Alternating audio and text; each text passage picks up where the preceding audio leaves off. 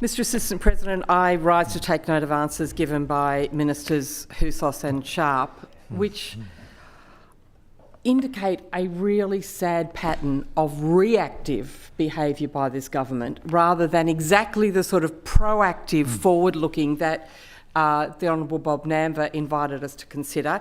And I will be fascinated to see what the Albanese government has done in relation to all those great plans of the RTBU and Bill Shorten, and what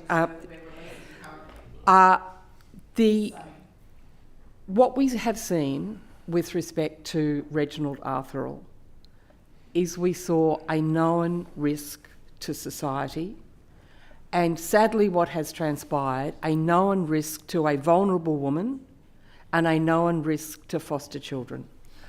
This was a risk which proactive action on the part of the Attorney-General in seeking an extended supervision order could have addressed. We could have stopped any damage from occurring in the first place. But sadly now what we have everywhere is everybody running around trying to mop up the damage that need never have been created. And this is what we're looking for in a good government, is proactive, forward-thinking, preventative action so that these things never happen.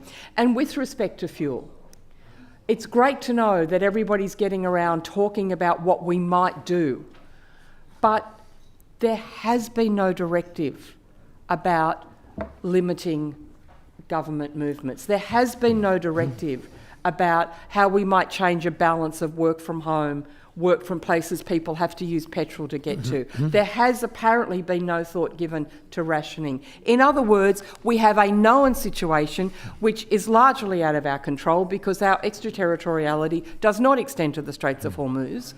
But what can we be doing proactively now? Because it appears what's happening is we are going to wait till there is a massive problem, and then reactively this government will think about what they can do. Good government stops damage from happening in the first place, doesn't try and mop up afterwards.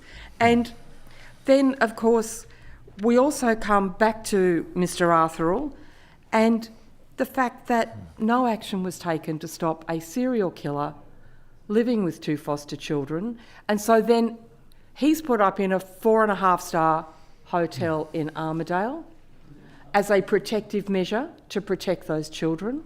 But again, forethought, proactive planning, seeing these shoals and preparing for them, good government could have stopped all of this in the first place. The Honourable Tanya Mihalik.